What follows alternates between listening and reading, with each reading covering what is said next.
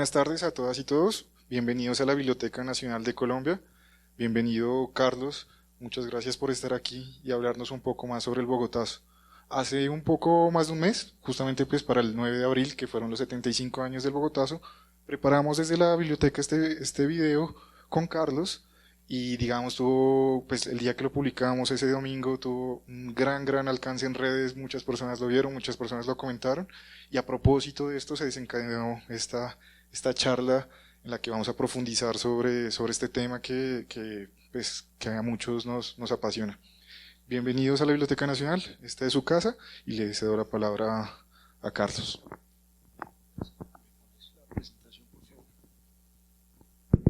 Aló, buenas tardes, muchas gracias por venir. Mi nombre es Carlos Camacho, yo soy profesor de la Universidad Externado de Colombia, soy historiador de pregrado, maestría y doctorado. Trabajo en el externado desde hace 10 años, primero en el Centro de Estudios en Historia, que ya no existe, ahora en la Facultad de Ciencias Sociales y Humanas, específicamente en el programa de Historia. Como pues más o menos creo que quedó claro, el origen de este interés por el Bogotazo tiene mucho que ver con una pregunta que nos hicimos con unos colegas historiadores desde hace ya varios años por un problema que es un problema gigantesco y es el poco alcance que tienen las investigaciones de los historiadores profesionales y el poco impacto que tienen en la sociedad, en una sociedad que creo yo y creo que no me equivoco, está pidiendo historia y está pidiendo historia de alta calidad. Entonces pensamos, bueno, ¿qué podemos hacer? Y conversando llegamos a la conclusión de que había un vacío y sigue habiéndolo en la oferta de programas de posgrado en Colombia, y esta maestría que ya mencioné ahí en el video pues es nuestra propuesta para tratar de empezar a llenar ese vacío. Para dar a conocer la maestría desde el año pasado empezamos a pensar, bueno, ¿qué hacemos?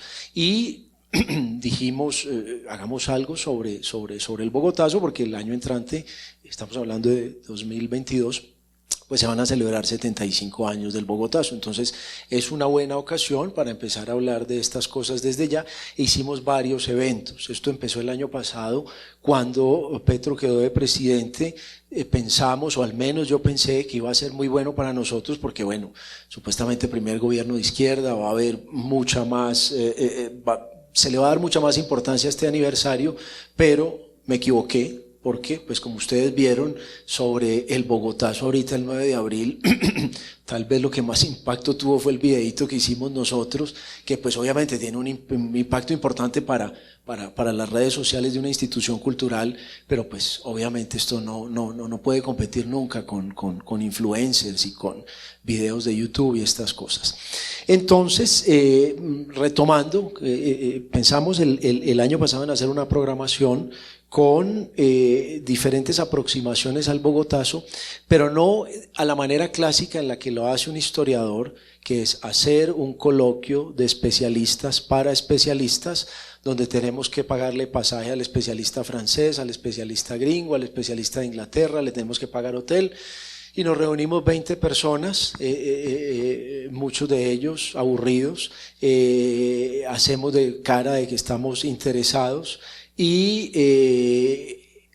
si eso no queda grabado, pues el impacto es como muy limitado, y así quede grabado y así se publiquen actas del coloquio, igual estamos en la misma situación. Entonces pensamos en la línea de la maestría, bueno, ¿qué manifestaciones, digamos, no ortodoxas existen sobre el Bogotazo que podamos presentar aquí en la universidad y que puedan tener un impacto mayor que un coloquio académico tradicional?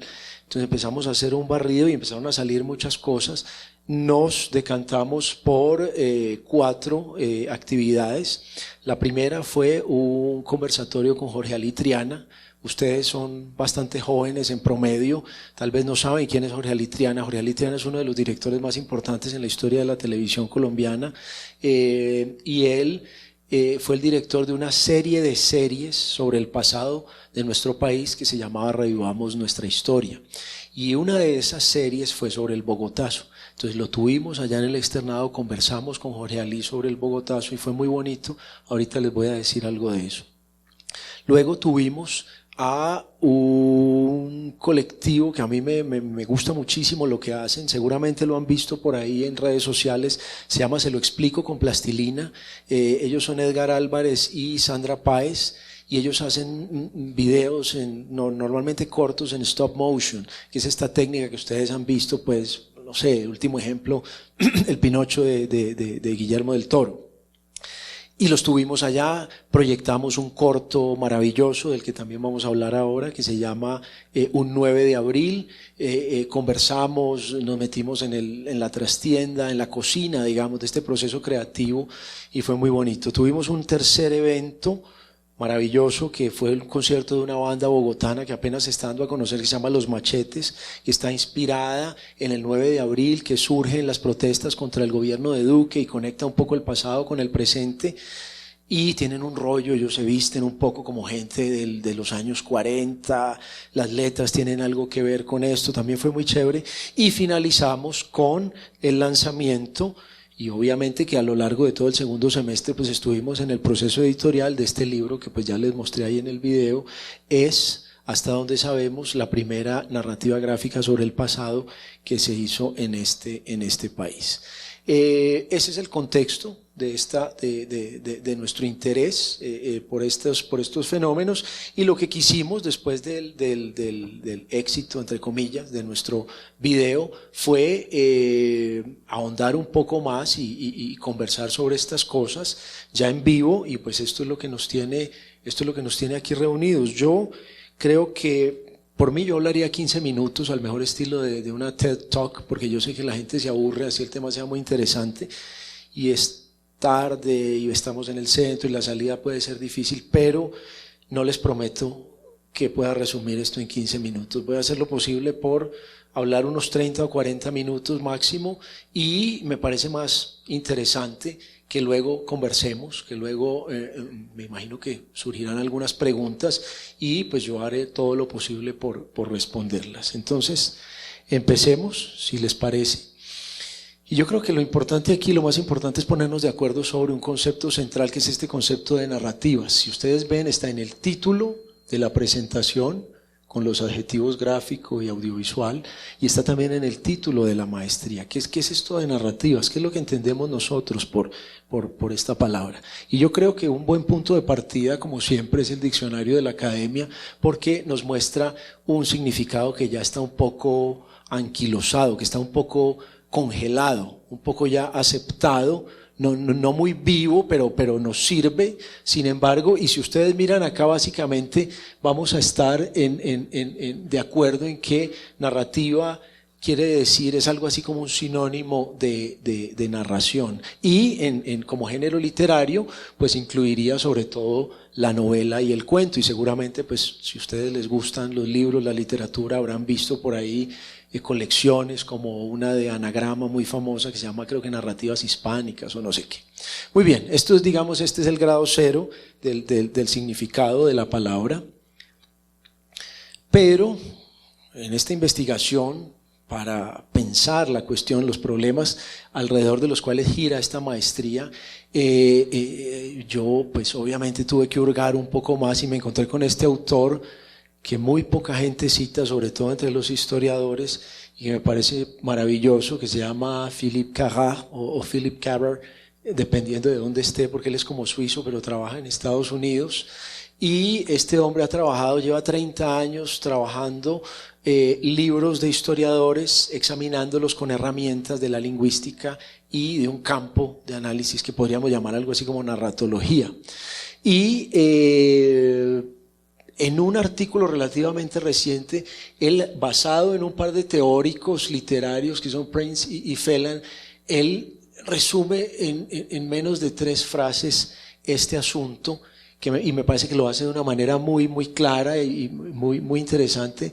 Él dice, mire, si sacamos la síntesis de lo que dice Prince y lo que dice Phelan, básicamente dicen lo mismo. Un texto para que pueda contar, para que lo podamos tomar en cuenta como una narrativa o como una narración, debe incluir por lo menos 2 unidades que están ubicadas sobre un eje temporal, incluso si la primera de estas unidades permanece implícita. Esto suena como una obviedad, esto suena como una tontería, una verdad de perogrullo que no habría ni siquiera necesidad de repetirla, pero, y esta es la parte interesante me parece a mí de la charla, donde se empieza a poner interesante, y es que para nosotros los historiadores esto está muy lejos de ser obvio. Pero antes de pasar a eso, voy a pasar a una tercera definición que complejiza aún más el problema, y esta es una definición que yo tengo la impresión que nos llega del inglés. Este es un diccionario muy bueno que está ahí disponible gratis en internet, que es dictionary.com, y la definición 4 es una definición que yo veo que ya estamos utilizando cada vez más en español, por lo menos en nuestros medios de comunicación, y dice algo así, traduciéndolo mal, es algo así como una historia o un cuento que conecta y explica un grupo cuidadosamente seleccionado de experiencias, acontecimientos o cosas por el estilo que son supuestamente verdaderos, con la intención de apoyar un punto de vista particular o una tesis particular. Es decir, narrativa en el sentido de un cuento que tiene un sesgo que está más o menos oculto. Y esto es muy interesante porque esto nos recuerda a los historiadores y a todo el mundo que no hay ninguna historia inocente. Es decir, la objetividad es un sueño, es una meta que vamos a tratar de alcanzar los historiadores, pero no la vamos a alcanzar nunca. Entonces lo mejor es no decirnos mentiras y aceptar cuáles son los sesgos que tenemos y decirle al público que no hay una historia inocente, ninguna historia es inocente. Sin embargo, sí hay unas historias que son un poco más culpables que otras. ¿De qué? Bueno, de eso podemos hablar un poco más adelante.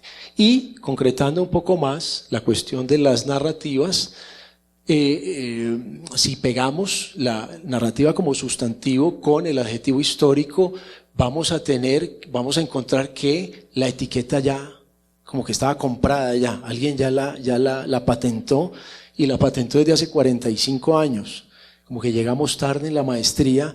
Y esta es una editorial muy famosa española que se llama Edasa, no sé si la han visto, si les gusta cacharrear por ahí en librerías, y tiene esta colección que se llama Narrativas Históricas. Y aquí volvemos, si ustedes se dan cuenta, estas son novelas históricas, esta es una colección que tiene 45 años, que tiene más de 400 títulos publicados, y aquí volvemos a esta segunda narración, género literario constituido por la novela corta y el cuento.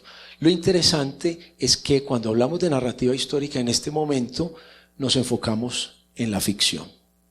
Es decir, como si para narrar el pasado, es decir, para contar un cuento sobre el pasado por escrito o de otras maneras, tuviéramos que recurrir siempre a la ficción.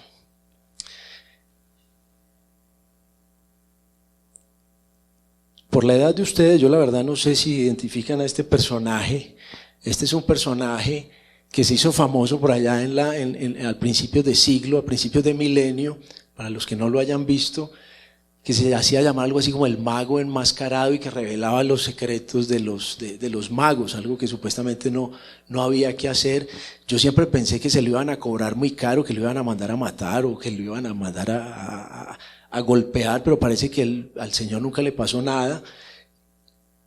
Y en una charla como esta yo me siento un poco como él, revelando, como metiéndome a la cocina del negocio de los historiadores y revelando unas cosas que no se dicen.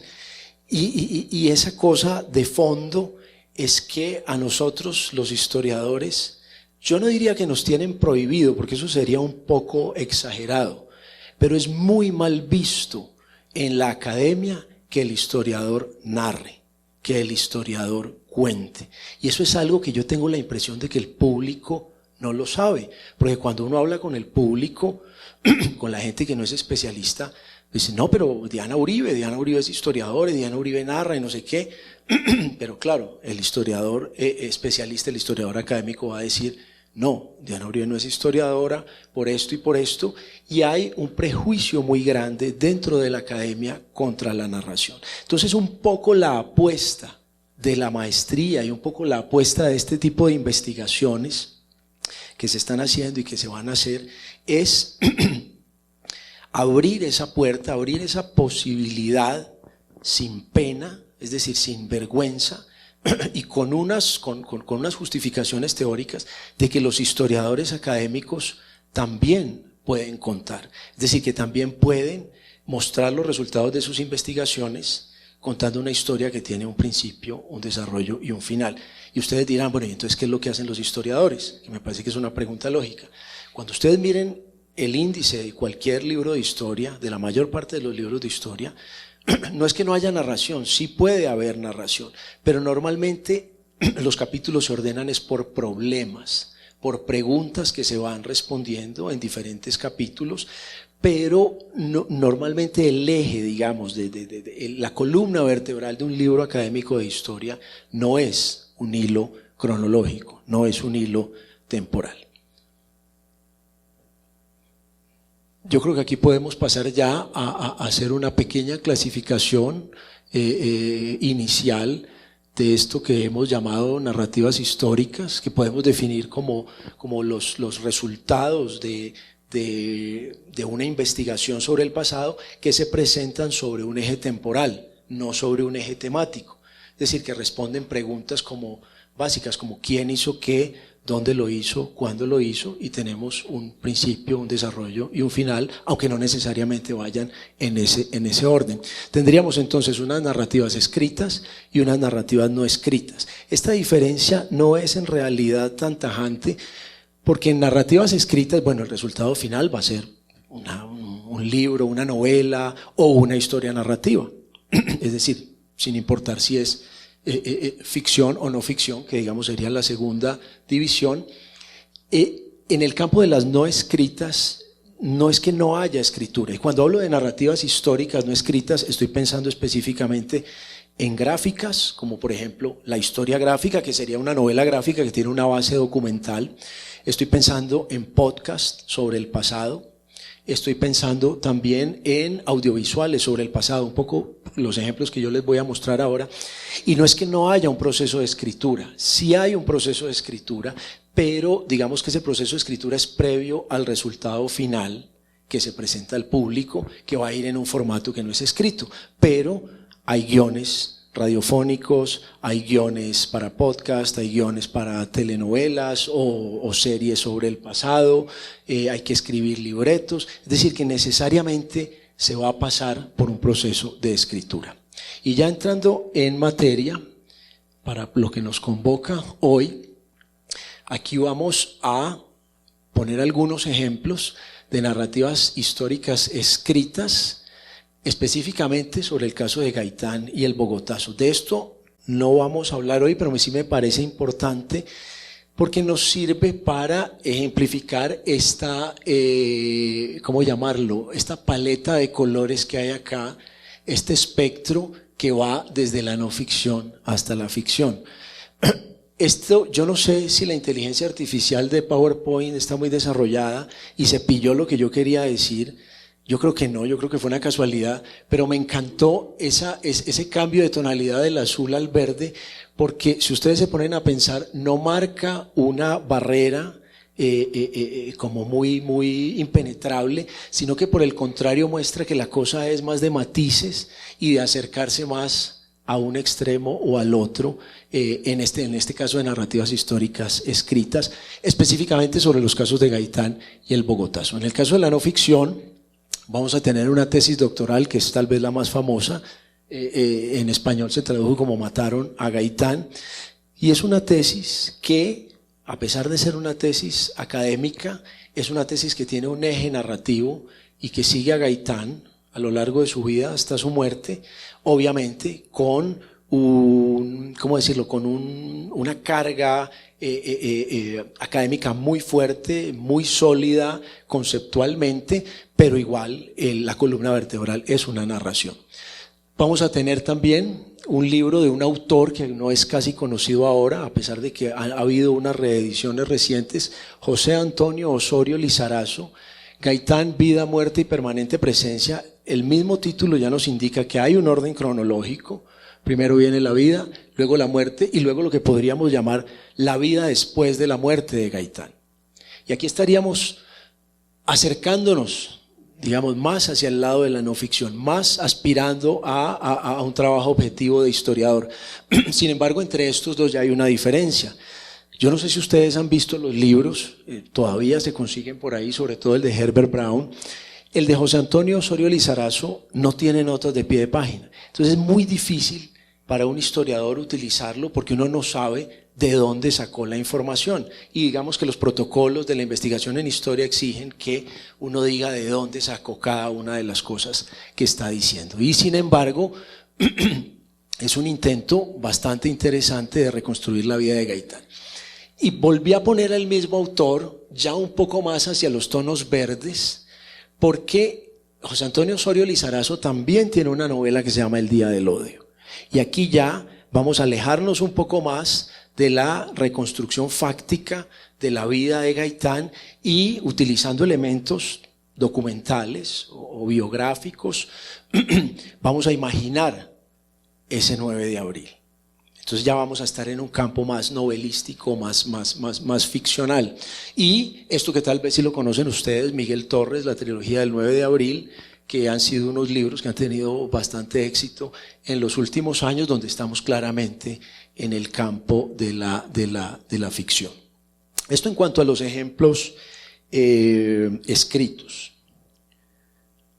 Pasemos ahora al tema que nos convoca en el día de hoy. Con esta línea de tiempo vamos a ubicarlos del más antiguo al más reciente. Aquí estamos en narrativas históricas no escritas, repito, que sí tienen un componente escrito, pero que con excepción de la Gran Mancha Roja, porque pues obviamente en una tira gráfica va a haber texto escrito, no vamos a ver todo ese proceso de escritura que fue previo al lanzamiento del producto final. En 1949, tomen nota de esa fecha, es decir, un año después del asesinato de Gaitán, vamos a tener esto, que hasta donde sabemos, repito, es la primera narrativa gráfica sobre el pasado de este país. Lo que se sabía antes de esta publicación era que lo primero que se había hecho, lo había hecho Orlando Falsborda, que era un sociólogo muy importante que se fue a trabajar al departamento de Córdoba a principios de los años 70 y había hecho unas narrativas gráficas trabajando con la comunidad que representaban luchas pasadas de esas mismas comunidades por sus derechos y por su tierra. Resulta que esto nos devuelve el reloj, nos devuelve el calendario hasta 1949 y vamos a estar en el campo de la narrativa gráfica. Si adelantamos a los años 80 vamos a tener la serie de series, Revivamos Nuestra Historia, y la miniserie del Bogotazo en el año de 1984. Y mucho más reciente, aunque ya 10 años en lo que yo llamaría una narrativa histórica digital, aunque pues ahorita conversaremos de eso, vamos a tener este cortometraje animado que es un 9 de abril. Entonces vamos una por una. Esta es la carátula del libro, bueno, una parte de la carátula de La Gran Mancha Roja. Y para hacer el análisis muy somero, muy rápido, porque como les digo, no quiero hablar más de la cuenta, yo voy a formular unas preguntas muy generales a cada una de estas narrativas y voy a tratar de responderlas de manera sistemática. Como les dije, esto es una narrativa gráfica, esto se publicó primero en periódicos durante aproximadamente unos 40 días antes y después del primer aniversario del asesinato de Gaitán, es decir, en los meses de abril y mayo de 1949. ¿Quiénes la publicaron? Ese es el primer misterio. El prólogo está firmado por una institución que se hace llamar Central de Inteligencia, Informativa, no de Inteligencia, Central Informativa Colombiana, CENIC, la sigla es CENIC, Pero cuando uno busca esa sigla en el catálogo de acá de la Biblioteca Nacional, en el catálogo de la Luis Ángel, en internet, eso no aparece por ningún lado, lo cual sugiere que es un invento, que es un grupo de personas o una persona que se hace pasar por una institución. Y aquí volvemos, y quiero que tenga muy presente la tercera acepción de la palabra narrativa, donde hay una agenda política que en este caso no está oculta, en este caso es evidente, de la que ya les voy a hablar, que quieren lograr un objetivo político. Estos personajes que son claramente conservadores, ahorita les muestro por qué, quieren que su partido no pierda unas elecciones que hay en el mes de junio o julio, no recuerdo muy bien, del año 1949. ¿Y cuál es su estrategia? Su estrategia es publicar en varios periódicos conservadores de Colombia, en La Defensa de Medellín, en La Patria de Manizales, en El Siglo de Bogotá, de los que yo sepa, durante más o menos 40-45 días, día a día, una tira gráfica. En esa época obviamente ya existían las tiras cómicas, pero esto sería más bien como una tira trágica, pero nadie le va a poner tira trágica, se habla simplemente de tira gráfica, donde vamos a mostrar una versión, o ellos van a mostrar una versión del Bogotazo que es bastante amañada a su manera. ¿Por qué? Quieren que la gente salga a votar con miedo. No sé si eso les suena, algo más o menos reciente de alguien que quería que la gente saliera a votar berraca, pero bueno, dejémoslo así, porque están grabando. Y entonces el objetivo es un objetivo claramente electoral. Ganar unas elecciones asustando a los votantes conservadores y diciéndoles, miren, si ustedes no votan por las listas conservadoras, pues entonces vamos a tener otro Bogotazo. Digamos que esa es la razón que está detrás de esta publicación original en el 49. Luego se publica en forma de libro, no sé, como de este formato, aunque no era en pasta dura, en un año que no sabemos cuál es. El ilustrador, ese es otro de los misterios. ¿Quién hizo las ilustraciones de La Gran Mancha Roja? La Gran Mancha Roja tiene 102 viñetas, de las cuales solamente 5 están firmadas. Ahorita les voy a mostrar una de las que están firmadas. Y la firma es un apellido italiano que es Scandroglio. Scandroglio era un artista italiano que vivió en Bogotá en los años 20 y 30, era lo que sabíamos, que estuvo activo en muchas revistas, pero que había desaparecido porque no es muy conocido ni ha sido muy estudiado, y resulta que aquí vuelve y aparece por sorpresa este artista del que sabemos muy poco. Sigamos.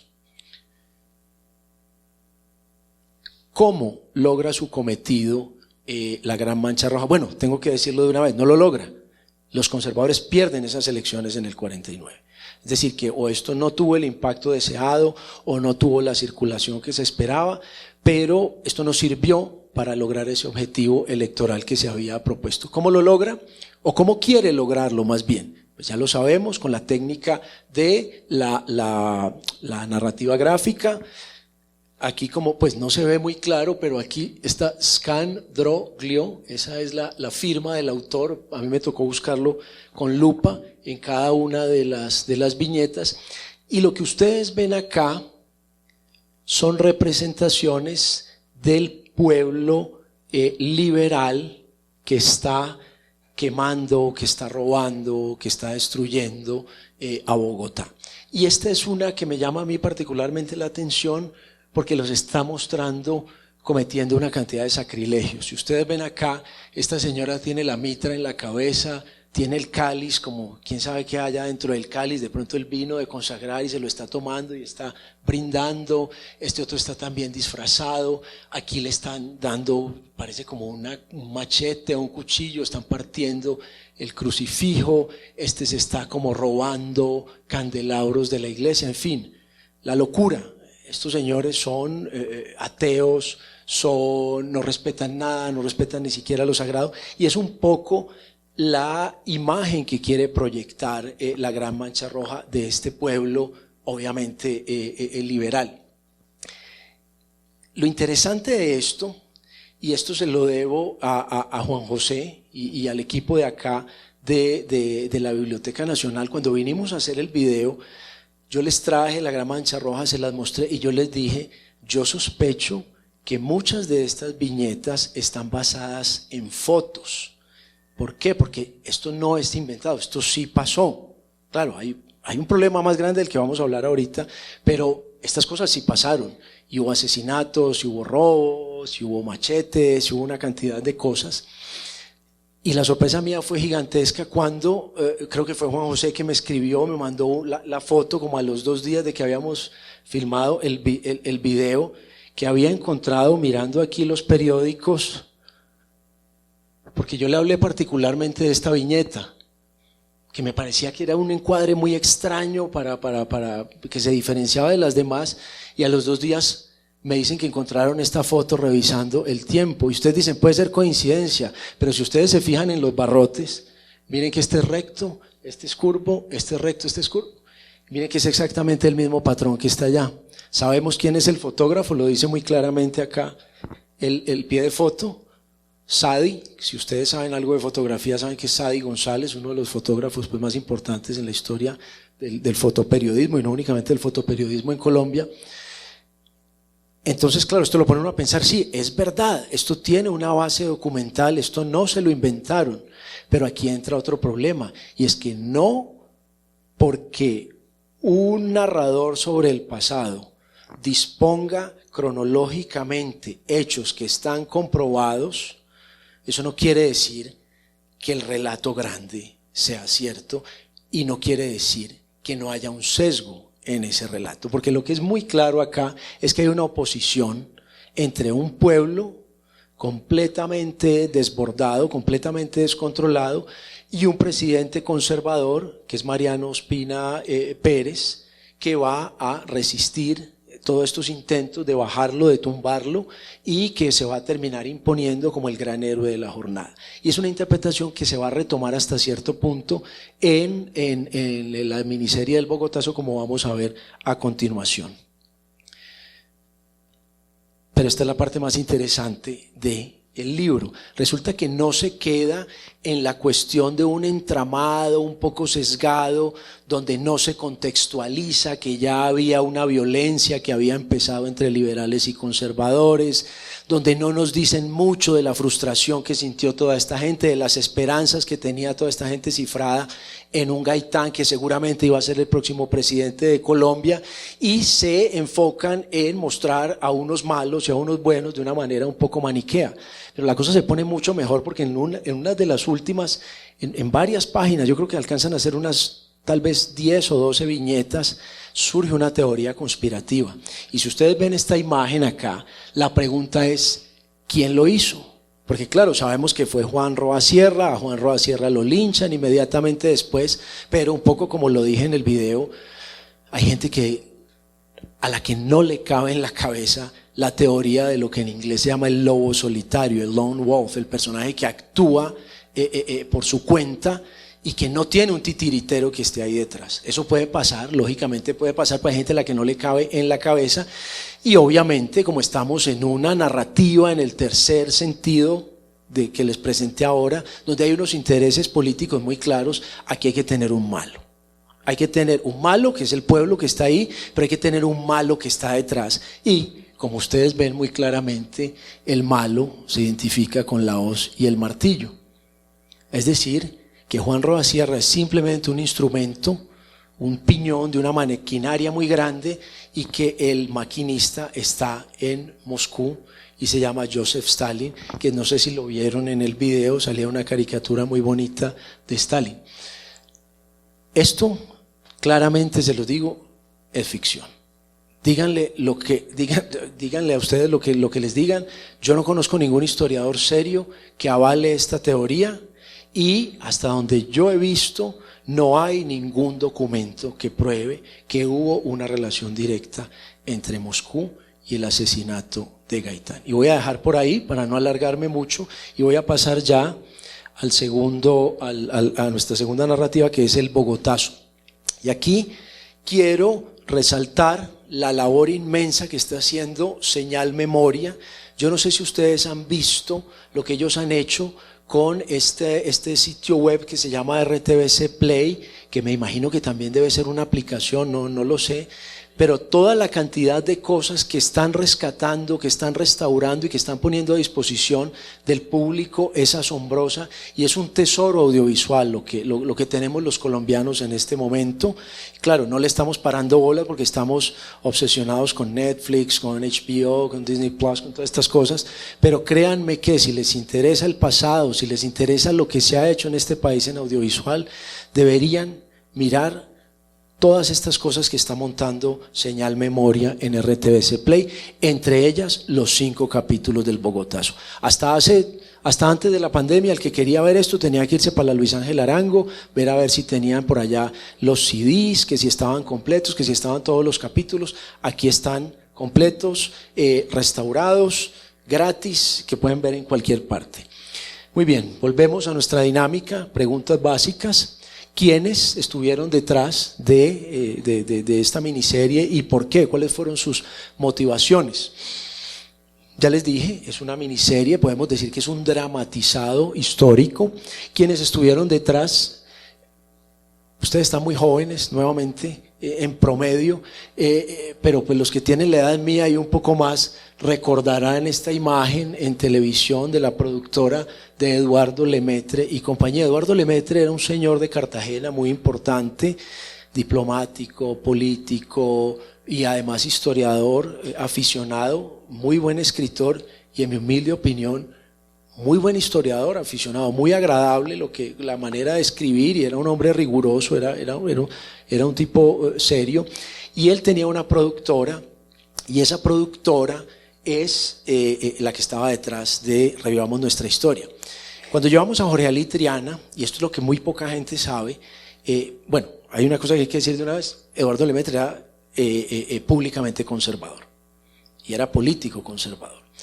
Pero lo que poca gente sabe es que en la producción de Revivamos Nuestra Historia había otro personaje, un personaje antioqueño, que ya seguramente muchos han olvidado, que se llamaba Jaime Sanín Echeverry, también conservador, y él junto a Eduardo Lemaitre eran un poco los que tiraban las líneas gruesas, lo que hoy llamaríamos algo así como el showrunner en Game of Thrones o en este tipo de series, que no es exactamente el director, sino los que están encima tirando las líneas gruesas por donde debe circular la producción. Entonces, claro, aquí tenemos a dos personajes declaradamente conservadores. En el caso de Sanín Echeverry, un tipo muy cercano a la familia Ospina. Entonces, claramente aquí vamos a tener un sesgo político nuevamente hacia el lado conservador, que hay que hacerlo más con la mano derecha que con la izquierda. Entonces, claro, podría decir, no, esa es la motivación. Aquí estamos en el gobierno de Belisario Betancur, él tiene una apuesta por la paz, por diálogos de paz con las guerrillas, está siendo torpedeada desde diferentes frentes. Vamos a poner un ejemplo histórico que muestre cómo un presidente conservador se sostuvo en el poder y no sé qué. Eso puede que juegue, pero yo no sé hasta qué punto. Porque en la realidad hay otros factores que son importantes, y si estamos hablando de televisión, estamos hablando de propagandas, estamos hablando de rating, y sin esas cosas básicamente no puede sobrevivir una producción. En esta época en nuestro país había 2 canales únicamente, y el prime time era el verdadero prime time, domingo 8 de la noche, que todavía se mantiene, como ustedes sabrán, con HBO, que todavía tiene la costumbre de poner un capítulo nuevo cada domingo de sus series más emblemáticas. Pero bueno, hoy en día tenemos 1 millón de opciones. En esa época había 2 opciones en Colombia, y una de ellas los domingos por la noche, desde el año 79 hasta el año 85 u 86, fue Revivamos Nuestra Historia. Y Revivamos Nuestra Historia empieza haciendo estos dramatizados sobre todo el tema de la independencia y sobre el siglo XIX. Córdoba, Nariño, Mosquera y Obando, la famosísima, bueno, no sé si ustedes hayan oído hablar, Bolívar, el hombre de las dificultades, que fue un hito en la televisión colombiana. Luego Jorge Ali Triana hace una película maravillosa que se llama Bolívar soy yo, basada en la historia del actor del que representaba, del que encarnaba a Bolívar en la serie, porque el señor se enloqueció y se terminó creyendo Bolívar. En fin, pero la gente se cansó del siglo XIX. El presupuesto era bajísimo, los decorados, hagan de cuenta el Chavo del Ocho, Chespirito, los vestidos, lo dice el mismo Jorge Alí lo dijo en la charla que tuvimos, las pelucas, las patillas, las locaciones se repetían y hubo una necesidad de refrescar la cosa. Entonces, bueno, vámonos para el siglo XX y hagamos cosas sobre el siglo XX. Y obviamente, la primera opción, aunque no sé si cronológicamente fue la primera, pero una posibilidad obvia era Gaitán y el Bogotazo. Siguiendo con nuestro cuestionario, ¿cómo lo hicieron? Ya lo dije, es una dramatización con una base documental muy, muy fuerte. Es decir, aquí hubo una investigación seria con historiadores, con periodistas, con testigos de los hechos, y se trató de hacer una reconstrucción bastante sólida de lo que fue el Bogotazo. Pero si ustedes se fijan, y aquí es donde está el truco del asunto, esta serie no se llama Gaitán, ni se llama Gaitán y el Bogotazo, se llama El Bogotazo. Es decir, que mucha gente se ilusionó con que aquí íbamos a tener una biografía de Gaitán o algo así, y resulta que un poco en la línea de la Gran Mancha Roja, donde despachamos a Gaitán en 3 viñetas de 102, es decir, menos del 3% está destinado a Gaitán. Aquí el porcentaje es un poco más grande, son 5 episodios, de los cuales uno solamente está dedicado a Gaitán, que es el primero. Es decir, que aquí tendríamos el 20% de Gaitán y el 80% del Bogotazo. Y el verdadero protagonista de la serie no es Gaitán, es Mariano Ospina Pérez, encarnado por un actor que tal vez ustedes han visto por ahí, muy joven en esta época, que se llama Víctor Mayarino.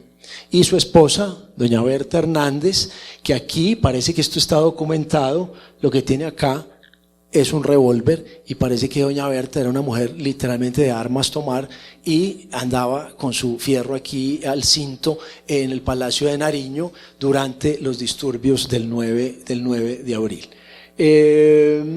Vamos a tener aquí nuevamente una oposición dramática entre un poco maniquea, o muy maniquea tal vez según el punto de vista, entre un héroe, digamos, un protagonista que vence todas las adversidades y que logra mantenerse en el poder, y una turba enloquecida que está salida de control.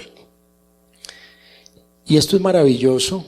Aquí hay un detalle, y es que cuando tratamos de clasificar esto en ficción o no ficción, inicialmente uno diría, bueno, esto tiene una reconstrucción histórica, esto tiene un trabajo de archivo, esto lo hizo gente más o menos seria. Entonces esto lo podríamos clasificar como tirando un poco más a la no ficción que a la ficción. Pero el mismo sitio web de RTBC Play nos desengaña, y de entrada, si ustedes se fijan lo que dice acá, esta es una captura de pantalla, la pone como una serie de ficción. Y esto es muy interesante porque, claro, por muy milimétricos y por muy rigurosos que hayan querido ser los creadores del programa, obviamente que había unas distancias y unos vacíos que era muy difícil de llenar a punta de documentos. Voy a dejar por ahí en este momento y voy a pasar a la última, que para mí es una pequeña obra maestra que por desgracia no se conoce aquí en Colombia hasta el 30 de abril, es decir, hasta el domingo estuvo disponible en una plataforma que tal vez ustedes conozcan, que se llama Retina Latina. La bajaron el 30 de abril, pero alguien, un alma caritativa, la subió a YouTube, y ahí está en YouTube disponible, gratis, en buena definición, porque antes estaba en muy mala definición. Y esto, pues como ustedes pueden ver, es un cortometraje animado con la técnica de stop motion, es decir, muñequitos hechos en plastilina. No únicamente muñequitos en tercera dimensión, sino que combina otra técnica que se llama en inglés clay painting, es decir, algo así como pintura con arcilla, y es hacer cuadros con plastilina también y animarlos cuadro a cuadro. Ahorita les voy a mostrar un ejemplo. Ya les dije que los creadores son Edgar Álvarez, Sandra Páez, y la pregunta nuevamente viene acá. ¿Por qué? ¿Qué es lo que está detrás? ¿Hay un aniversario? ¿Hay un interés político? Yo hablé con Edgar cuando lo tuvimos allá en la universidad y le volví a hacer unas preguntas ahora para esta conferencia, y él me dice muy claramente que su única motivación era las historias que le contaban sus abuelos. Sus abuelos fueron desplazados por la violencia y sus abuelos le contaban historias de lo que había sido la violencia y de lo que había significado el 9 de abril en provincia. Es decir, que aquí hay una cuestión biográfica muy fuerte, que es la que lleva a que el artista se vuelque sobre la historia y trate de darle esa forma tan bonita, en mi opinión, y tan inquietante, con figuras de plastilina. ¿Y dónde estaba la plata? Claro, hacer esto es carísimo, toma muchísimo tiempo, se necesita un equipo, equipos, se necesita software. La plata vino de una beca, entiendo, o de un concurso que se ganaron, entiendo que fue algo así como Proimágenes, que son los que les da la plata para poder hacer el corto. Él me dice que, como siempre pasa en esas cosas, la plata no alcanzó, eso salió más caro, pero igual fue suficiente para sacarlo adelante. La pregunta que sigue, y aquí me tengo que devolver, que es cómo, yo creo que la podemos empezar a responder desde acá. El corto está estructurado, el corto tiene 13 minutos únicamente. Yo les recomiendo, la verdad les recomiendo que vean un 9 de abril, que busquen en la plataforma de RTBC Play el Bogotazo, que compren el libro, también sería muy bueno, porque pues, si no se vende el libro, pues no se pueden hacer otras ediciones.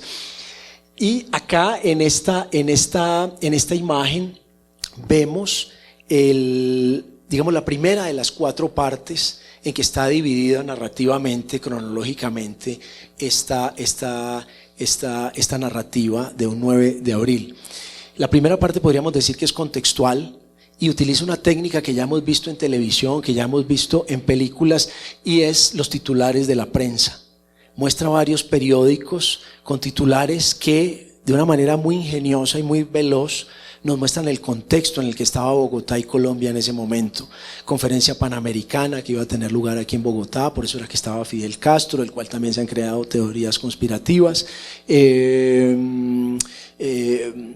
Violencia entre conservadores y liberales, que eso es muy importante, porque si no se da ese contexto, volvemos al cuento de que es el asesinato de Gaitán el detonante de la violencia, y en realidad el asesinato de Gaitán hay que enmarcarlo en un proceso violento más grande que había empezado antes y que refleja este titular que es previo al asesinato de Gaitán. El país se desangra a causa de la violencia entre liberales y conservadores. Aquí en esta imagen, pues respondiendo esta pregunta del cómo está estructurada esta narrativa, tenemos un fotograma del segundo segmento, que es el segmento, en mi opinión, más inquietante y más poético, y está hecho con la técnica del clay painting. Aquí no tenemos 3D, sino que tenemos 2D en la animación, y como ustedes pueden ver es una corrida. Y ustedes dirán, ¿y qué tiene que ver la corrida con el Bogotazo? Pues resulta que, parece que esto está documentado, lo menciona Arturo Alape en su libro famoso sobre el 9 de abril, lo menciona García Márquez, aunque a García Márquez era un novelista, así que no hay que creerle tanto, en este caso yo le creería más a Alape. Ambos mencionan una corrida que tuvo lugar antes del 9 de abril, en la cual el toro era demasiado manso, no se quiso dejar torear, el torero no supo muy bien qué hacer y el público se volcó al ruedo y mató al toro de la manera más salvaje imaginable. Entonces, claro, ¿eso qué tiene que ver? ¿Eso qué explica directamente el 9 de abril? Si no hay una explicación causal directa, pero me parece que de manera muy inteligente muestra que hay un contexto previo, no tanto al asesinato de Gaitán, porque yo creo, hasta donde he leído, que sí es el acto de una persona individual que tiene un problema personal contra Gaitán, ahí no hay un móvil político, pero que lo que pasa después, es decir, no el asesinato de Gaitán, sino el bogotazo, sí tiene un caldo de cultivo ya muy propicio.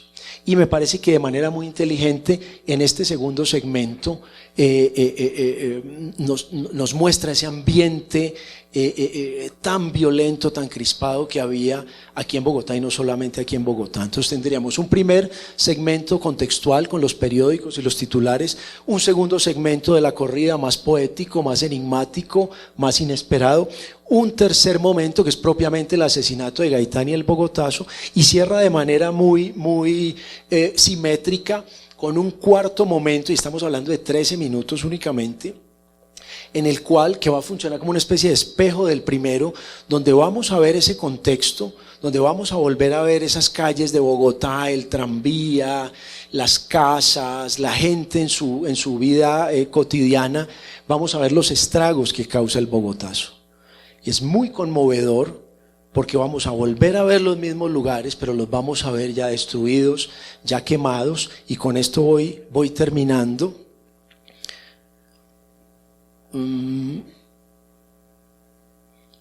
Voy a pasar acá y luego me devuelvo. Y una de las imágenes más inquietantes para mí fue esta. Este es un fotograma del cuarto segmento, es decir, de la parte de cierre, donde aparece esta paloma muerta. Claro, el historiador más positivista, digamos, más riguroso, que se cree más científico, diría, bueno, ¿y quién nos dice que en el bogotazo sí mataron palomas? Hay un certificado de defunción de la paloma, hay un levantamiento del cadáver de la paloma. Obviamente que son preguntas que no tienen ningún sentido. El sentido acá es un sentido poético, sobre todo para una persona que, como Edgar Álvarez, que es un poco mayor que yo, fue niño o fue adolescente durante el gobierno de Belisario Betancur. Volvemos a los procesos de paz, estos de los que yo les hablé, que les mencioné ahora, que fueron torpedeados y que terminaron fracasando en ese momento. Y cuando uno era niño en esa época, a principios de los 80, la paloma era un símbolo que se pintaba en grafitis, que se pintaba en los cuadernos, porque había una esperanza de paz. Y para una persona de la edad mía o mayor que yo, que vivió eso, me parece que es muy fuerte.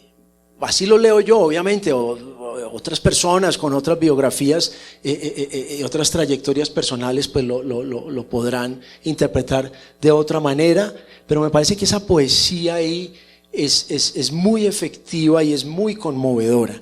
Y voy a cerrar con esta última captura de pantalla, que es de YouTube. Como les dije, ya no está en Retina Latina. Las últimas imágenes las tuve que buscar.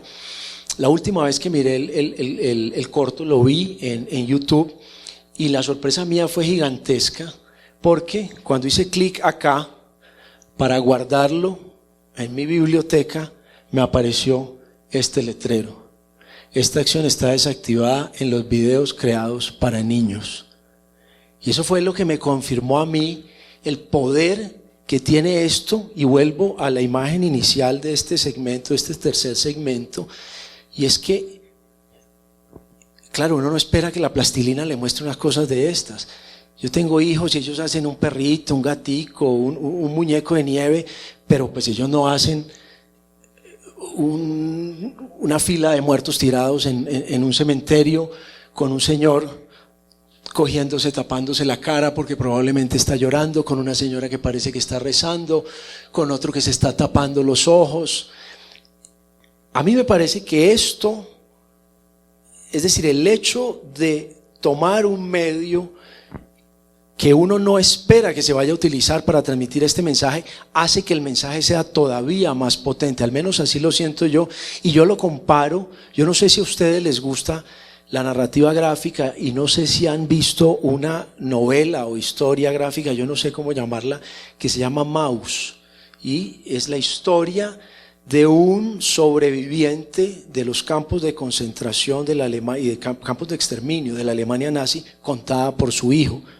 Él sobrevive, él se va a Estados Unidos, su hijo ya nace en Estados Unidos, se vuelve un dibujante muy famoso y cuenta esta historia, y es supremamente poderoso porque la cuenta, yo no sé si ustedes lo saben, utilizando la oposición entre los ratones y los gatos. los ratones son los judíos, los gatos son los nazis y los cerdos, que es muy fuerte, son los polacos, porque esto tiene lugar en Polonia, sabiendo pues todo lo que significan los cerdos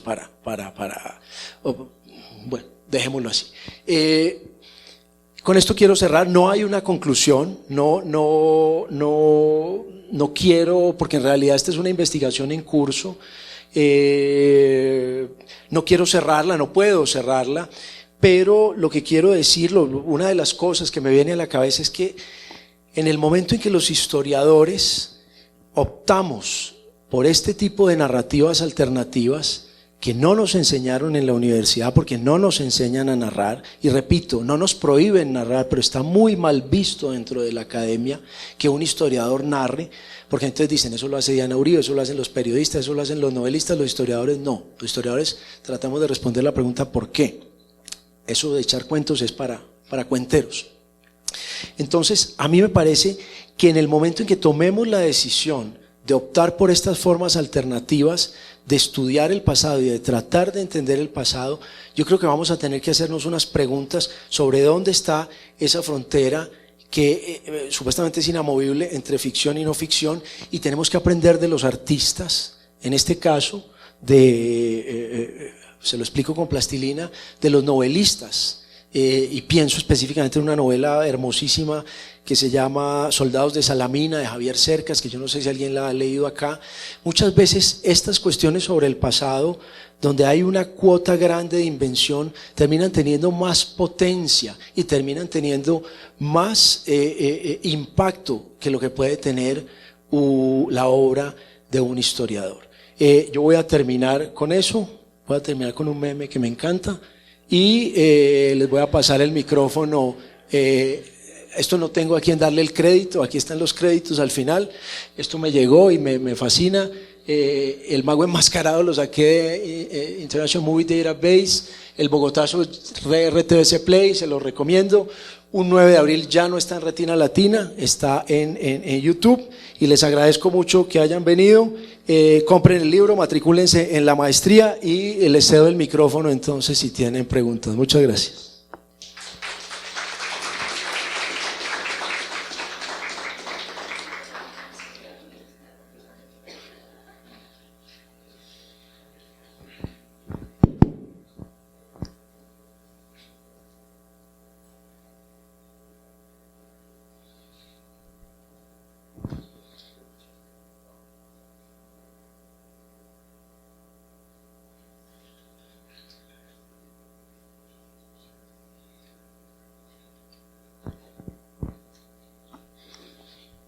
No sé si alguien tiene algún comentario, alguna pregunta. Adelante.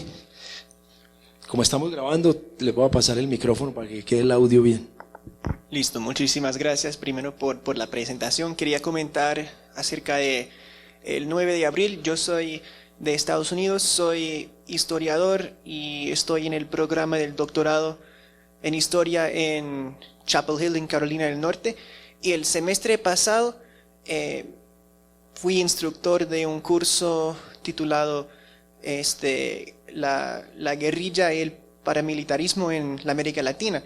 Y en una semana pues tuve que hacer la lección sobre Colombia y decidí incluir parte de ese cortometraje en la lección, porque en el 2021 en la página de Facebook de Se lo explico con plastilina dejaron disponible para la descarga el cortometraje. Entonces antes de que fue subido a YouTube parece que fue disponible allí en esa página. Pero lo que me llamó la atención después de hacer la lección, después de incluir parte del cortometraje, pues mis estudiantes, la mayoría fueron de Estados Unidos, por supuesto, y que iban a saber de Colombia, de Bogotá. Yo pensé que utilizar ese cortometraje como componente audiovisual les ayudó a tener conocimiento o comprender pues precisamente que no es solamente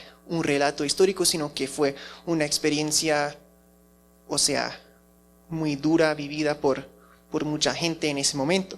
Y después de terminar con la lección, al final del semestre, los estudiantes tuvieron que llenar un formulario para evaluar mi enseñanza y todo eso, y muchos de los estudiantes comentaron precisamente que uno de los elementos que quedaron con ellos lo más, interesante para ellos fue precisamente ese cortometraje. Y no sabía lo que usted nos contó, que el artista utilizó las narrativas, las memorias de sus abuelos. Entonces, de manera interesante, esas memorias de los abuelos llegaron a unos estudiantes en Estados Unidos para ayudarles a ellos a conocer esa historia. Muchas gracias. Sí, efectivamente, yo creo que esto lo que prueba es que el impacto que puede tener una narrativa de este tipo, bueno, estamos hablando aquí de un público especializado, ¿no? Porque son estudiantes universitarios de historia, ¿no? Pero incluso en un público no especializado, yo estoy seguro que es mucho más amplia de la que pueden tener los libros que publicamos los historiadores. Yo lo digo con conocimiento de causa. Yo fui el responsable de las ediciones del centro donde trabajé, y los libros que editamos o que edité yo, o de los cuales hice parte del comité editorial, fueron libros que se vendieron muy bien, pero normalmente, y yo no sé si ustedes saben esto, de un libro de historia en Colombia se pueden imprimir en un primer tiraje, que generalmente es el único, se pueden imprimir 150 o 200 ejemplares. Muchas veces esos libros no se alcanzan a vender. Y si ustedes se ponen a hacer cuentas, Colombia tiene 50 millones de habitantes. ¿Qué impacto puede tener 100 libros en un país que van a estar la mayoría concentrados en Bogotá, algunos en Medellín, algunos en Cali, pronto Bucaramanga, Barranquilla, pero no creo que mucho más lejos? ¿Qué impacto puede tener ese trabajo que cuesta tanta plata, que cuesta tanto tiempo? Y yo aquí no me quiero poner pues como demasiado populista y decir que tenemos que dejar de hacer investigación y dejar de hacer tesis, para nada. Esas tesis hay que seguirlas haciendo, y ese trabajo cronófago hay que seguirlo haciendo, y hay que seguir publicando libros largos, investigaciones concienzudas, pero eso no excluye que los historiadores no pensemos en otras posibilidades, digamos, como al menos como subproductos más digeribles, sin perder el rigor, porque eso es lo importante, para públicos no especializados, porque lo que estamos haciendo tiene un impacto muy limitado, aunque cada vez hay más podcast, hay narrativa gráfica también. La situación está cambiando, por fortuna. No quiero pintar pues como un cuadro desolador, porque no lo es, pero falta mucho por hacer, lo cual yo creo que es muy buena noticia. Yo creo que en historia en Colombia hay mucho por investigar, y yo creo que para las personas que quieren hacerlo es maravilloso, porque hay una cantidad de terrenos que no han sido explorados hasta el momento y que están esperando que llegue alguien a interpretarlos de una manera interesante. Y pues si su interpretación le llega a un público amplio, pues yo creo que va a ser mucho mejor. ¿Alguna otra pregunta?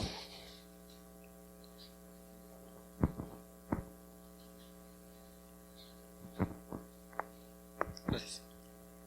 Muy buenas tardes para todos. Bueno, mi pregunta me alejo un poco pues del tema. Sin embargo, quiero aprovechar la oportunidad de que está aquí. No sé si pues tenga conocimiento acerca del avance tan exponencial que está teniendo las inteligencias artificiales, y pues quisiera preguntarle, ¿usted cree que es posible tal vez que a futuro las inteligencias artificiales puedan suplantar como tal la profesión de historiador, tal vez aumentar lo que viene siendo la desinformación, lo que consideramos como ficción o no ficción, como le estaba comentando anteriormente? Pues sé que se aleja un poco pues de la temática. Si no tiene respuesta, no hay problema. Pues sí, para responderlo claramente, yo no soy ningún especialista en inteligencia artificial, no sé más de lo que seguramente saben ustedes al respecto. Que se va a acabar la profesión de historiador, no tengo ni idea. Que ChatGPT es capaz de escribir una tesis de doctorado en un segundo, probablemente. Que cómo quede la tesis, No, la verdad, no. Lo que yo diga acá creo que va a ser completamente irrelevante. La pregunta es muy buena, eso sí, es buenísima, pero yo no tengo respuesta. Espero que no se acabe la profesión, pues porque me quedo sin trabajo, pero y de todas maneras hay una cosa, en la parte escrita es impresionante el avance que ha tenido, eso sí es aterrador, es de miedo. Y no es gratuito que ya haya algunas alarmas y gente diciendo que hay que parar la investigación en inteligencia artificial,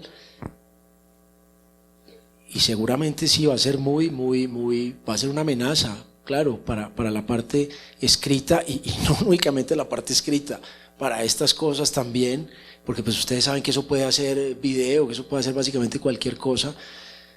Yo no sé, lo único que a mí se me viene a la cabeza es que hoy terminé el curso con mis estudiantes y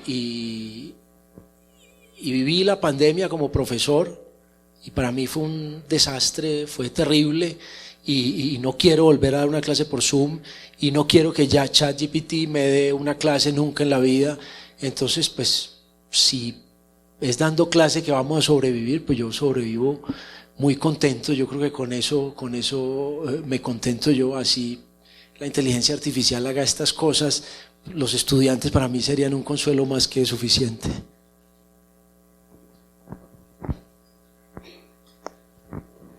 Bueno, buenas tardes, y queriendo como complementar un poco la respuesta de Carlos acerca de la posibilidad que tiene la inteligencia artificial de reemplazar la labor del historiador. Quizás el gran limitante que pueda tener una inteligencia artificial sería la búsqueda y la identificación de muchas fuentes que no están digitalizadas ni transcritas. Quizás esa sea una de las grandes limitaciones. Generalmente eso depende de muchas bases de datos, de muchos documentos que puedan estar en línea, pero los historiadores sabemos que muchas de las cosas, y sobre todo acá en Colombia, no todos los documentos están digitalizados ni transcritos. Entonces toca buscar libros viejos, archivos mohosos, y a veces en un país como Colombia, en donde una de las grandes quejas es que no siempre hay una buena política de preservación de documentos, entonces quizás una inteligencia artificial puede hacer una buena tesis con base en todo lo que encuentre en línea, pero siempre quedará incompleta porque faltarán muchas fuentes documentales. Yo creo que esa sería una de las grandes limitaciones que tendría una inteligencia artificial para una labor como la que hacemos los historiadores.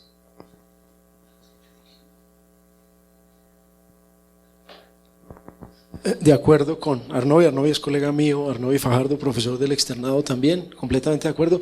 Yo lo único que agregaría es por el momento, porque si lo digitalizan, pues eso es capaz de leer también, que eso es interesante, la cuestión cuando hablábamos ahora de los sesgos que puede tener un historiador, la gente piensa inmediatamente en agendas políticas ocultas, pero hay otros sesgos propiamente historiográficos.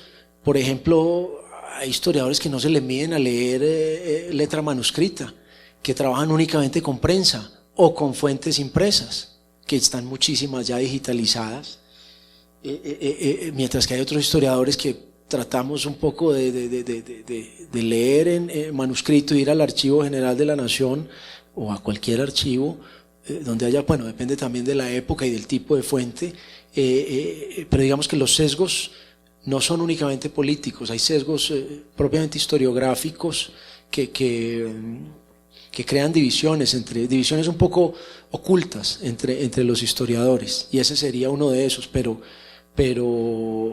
sí, yo no sé, Arnovi, si estoy muy pesimista, y bueno, claro, de aquí a que se digitalicen la cantidad de documentos que hay en los archivos colombianos, pues puede pasar mucho tiempo, pero en caso de que eso pase, sí, para eso no va a ser un problema que eso esté manuscrito o esté impreso, es decir, es capaz de entenderlo, y ahí sí estaríamos en problemas bastante graves.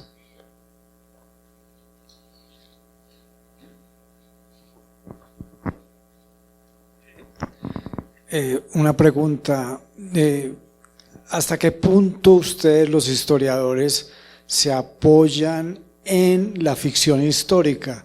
básicamente lo pregunto por dos novelas muy recientes, que una se ocupa de esa época, no recuerdo bien si se ocupa tanto del Bogotazo, pero sí de toda esa época de la violencia, incluso hasta los años 70, que es Los dormidos y los muertos de Gustavo López. Una segunda novela que se me ocurre muy buena, bastante buena, que es La forma de las ruinas de Juan Gabriel Vázquez. Se ocupa no solo de lo de Gaitán, sino también de lo de Rafael Uribe Uribe. Entonces, ustedes los historiadores, ¿qué tanto apoyan o se fundamentan o cómo opera la ficción histórica, inclusive 100 años de soledad, para lo del tema de las bananeras?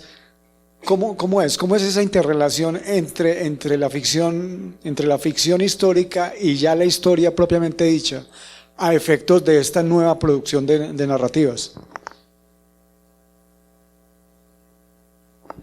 Bueno, en el caso que fue lo que terminé diciendo de la nueva producción de narrativas, pues como esto es tan nuevo, yo creo que es una pregunta que está abierta todavía y que no se podría responder. Yo respondería más bien desde la posición del historiador que trabaja hoy en día.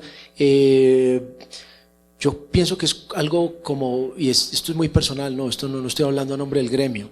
Yo así como lo veo, creo que es como un placer culposo, es algo que hay como que medio esconder, la lectura de novelas históricas que pueden servir de inspiración, pero que uno no puede citar.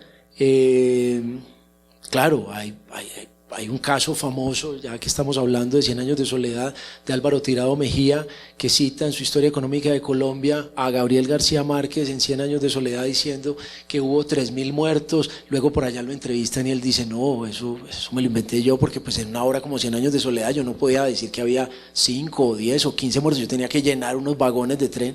Claro, es toda la lógica de la creación literaria, pero digamos que ahí hubo una ligereza de parte de que se la cobraron después de Tirado Mejía, que es un libro que fue muy importante en su momento. Eso claramente no lo puede hacer un historiador, es decir, no, yo no puedo tomar estadísticas de una novela si yo no tengo otra fuente que me las pruebe. Pero yo creo que uno sí puede aprender muchísimo de inspirarse, no solo narrativamente, bueno, y sobre todo narrativamente, para hacer sus trabajos. Pienso en la última de Juan Gabriel Vázquez, que se llama Volver la vista atrás. Eso no es un libro de historia, eso es un libro sobre el pasado, pero eso es una maravilla. A mí personalmente me parece un libro excelente que le enseña a uno una cantidad de cosas sobre el siglo XX, no solo colombiano, siglo XX mundial, China, España, América Latina. Es una locura el libro, en el mejor sentido de la palabra. Hay otra cosa que me hace pensar su pregunta, y es que un amigo alguna vez me contó que había oído a un historiador importante de este país diciendo que cuando él se jubilara quería escribir novela histórica. Y eso a mí me marcó, porque yo dije, esto no puede ser. Estamos nos rayaron tanto el coco que no consideramos la posibilidad de escribir una historia narrativa. Y hay ejemplos gigantescos, muchísimos, sobre todo en el mundo anglosajón.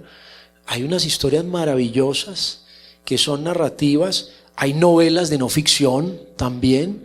Es decir, que las posibilidades, por eso es que me gustan esas definiciones iniciales de narrativa histórica, que las posibilidades no son solamente digitales y no son solamente audiovisuales o sonoras, sino que hay todo un campo por explorar con rigor histórico, aprendiendo de los novelistas, de sus técnicas, para que escribamos libros que sean narrativos y que le lleguen al público, pero que tengan detrás una investigación rigurosa. Yo ahí veo un campo muy impresionante, pero tenemos mucho que aprender, muchísimo que aprender. Usted coge un libro de historia, por ejemplo, y eso empiezan a salir personajes, y los personajes aparecen, desaparecen. Cualquier guionista de telenovelas, de series de televisión, de películas, sabe que usted no puede ponerle un número muy grande de personajes al espectador, porque se va a confundir, porque se va a perder. Y por eso es que hay Oscar de actor principal, Oscar de actor secundario, es decir, eso es un número muy limitado de plazas, y los historiadores cuando escribimos no sabemos eso. Es decir, no tenemos, por ejemplo, muy presente que los personajes hay que controlarlos, y si lo que se quiere es hacer una narrativa histórica escrita, no una novela histórica, no un guión para un dramatizado, sino que yo quiero presentar los resultados de mi tesis doctoral en una forma narrativa, que fue lo que yo hice de hecho. Por lo menos el 50% de mi tesis es así, porque yo sabía que si ponía el 100% nunca me graduaban. Entonces me tocó combinar 50% narrativo, 50% no narrativo, pero cuando yo me leo nuevamente, yo digo, fui muy valiente, pero es que es duro decirlo cuando están grabando, pero no estuve a la altura narrativamente, porque pues sí, probablemente yo no nací buen narrador y ahí no hay nada que hacer y hay que aceptarlo, pero también porque a mí nunca nadie me preparó para narrar. Es decir, a nadie, yo recuerdo 5 años en la Universidad Nacional de Colombia estudiando historia, a nosotros nadie nos mencionó historia narrativa, nadie nos mencionó la posibilidad de que los resultados se podían disponer, y volvemos a la definición técnica de Carver, sobre un eje cronológico. Y a mí me parece que eso es muy grave. A mí me parece que eso es muy grave, porque luego venimos los historiadores y nos quejamos de que es que la gente no nos lee, que es que los libros no se venden, que es que les guste Diana Uribe. Pues yo creo que lo que hay que preguntarse es ¿por qué tiene tanto éxito Diana Uribe? ¿Qué es lo que está haciendo Diana Uribe? ¿Qué es lo que lleva haciendo 30 años que nosotros no hemos hecho? Yo con el caso de Diana Uribe soy bastante digamos, crítico con mis colegas, porque es muy mal recibida en el gremio. Pero yo creo que nosotros tenemos que reevaluar esa figura de Diana Uribe entre los historiadores y mirar qué es lo que le podemos aprender. Porque es que hay estudiantes jóvenes de la edad de ustedes que están yendo a estudiar historia, que están yendo a estudiar antropología. Esto lo digo con conocimiento de causa, que uno les pregunta, ¿y usted por qué vino a estudiar esto? Porque a mí chiquito me regalaron unos CDs de Diana Uribe. Y a mí me parece que eso es muy fuerte. Y eso no lo podemos seguir ignorando los historiadores. Yo sí le pediría a ella, más que cualquier otra cosa, que dijera de dónde saca el cuento. Eso es lo que yo le pediría, lo mínimo. Porque me parece que es descortés. Y proyecta una imagen del historiador, que es una persona que nace aprendida y que sabe muchas cosas. No, el historiador es una persona que está constantemente leyendo, investigando, y que se está formando continuamente, que está estudiando todo el tiempo. Y uno tiene que hacer, pues esto que hice yo acá es lo mínimo. ¿Yo de dónde me saqué las cosas? No, pues llenar un aparato de notas de pie de página y una bibliografía de 100 páginas, no. Pero por lo menos decir, mire, para hacer esta síntesis sobre, yo no sé, la guerra en Yugoslavia, o bueno, ella habla de todos los temas, de la independencia de Colombia, a mí me sirvió mucho este libro. Y yo creo que todo el mundo quedaría más contento, pues porque además hasta de pronto alguien lo compra. Pero si ella lo utiliza y no dice que lo utilizó, hombre, yo creo que hay algo que no está funcionando. Pero más allá de eso, yo creo que sí tenemos que reflexionar un poco más los historiadores sobre el éxito impresionante, porque es impresionante, de Diana Uribe entre los jóvenes sobre todo, y no únicamente entre los jóvenes. No sé si hay otra pregunta.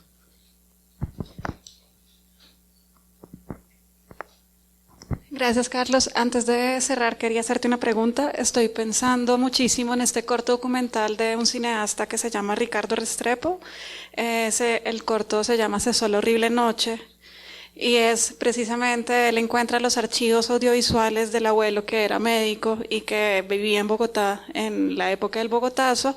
Y el abuelo, en su tiempo libre, básicamente salía a filmar las calles de Bogotá, salía a filmar su vida en Bogotá, y él, cuando sucedió el Bogotazo, salió a filmar también lo que pasó durante esas 3-4 noches, pues durante todo el periodo más violento de la ciudad.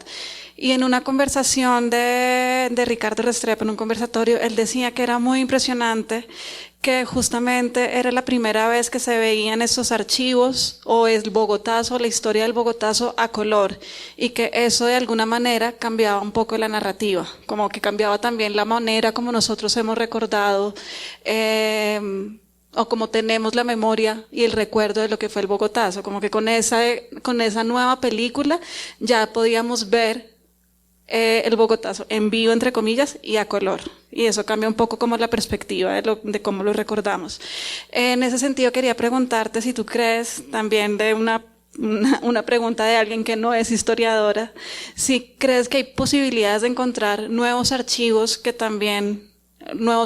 sí, como que no hayan sido vistos antes, o si ya como que ese trabajo de investigación acabó y ahorita lo único que queda es como volverlo a reinterpretar, como volver a hacer un montaje a través de otras narrativas como la ficción, el cine y bueno, todo esto. Una pregunta, cuando hablas de archivos, ¿hablas específicamente de archivos audiovisuales o archivos en general? Bien. No, yo creo que siempre va a quedar la esperanza de que surjan algunos documentos que no se han interpretado y de hecho nuestro archivo general de la Nación está lleno de documentos así. No estoy hablando específicamente del Bogotazo, pero hablando alguna vez con Armando Martínez Garnica, que cuando era director del Archivo General de la Nación, él me dijo que había estado recorriendo. Pues eso, no sé si ustedes han entrado al archivo y a la trastienda del archivo, a donde están los documentos. Eso es maravilloso, eso es como un laberinto lleno de ¿cómo se llama? Bodegas, donde están estos anaqueles con miles y miles y miles de tomos que muchas veces nadie ha consultado. Y él me decía, después de haberle dedicado toda su vida al siglo XIX, bueno, y no solo al siglo XIX, él me decía, no sabemos nada del siglo XIX.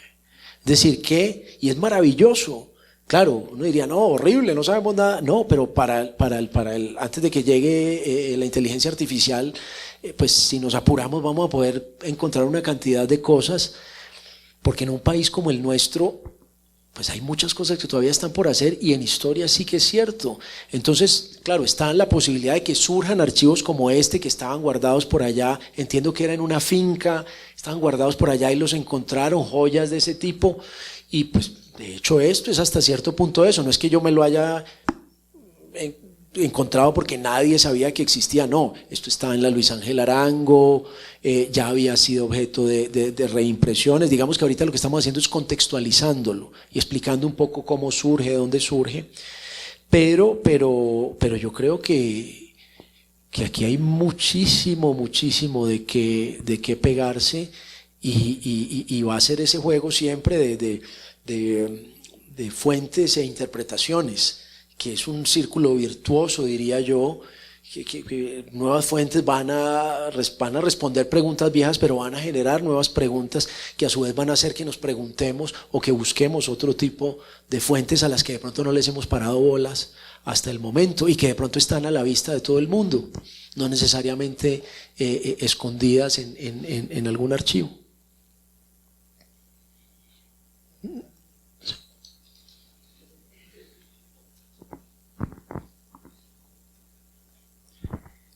Sí, bueno, yo tenía una pregunta y es, pues, desde su posición, ¿cómo considera los sucesos del 9 y el 10 de septiembre del 2020, los cuales, pues, también los han denominado como un segundo Bogotazo y, pues, teniendo en cuenta también que son dos contextos sociales totalmente diferentes?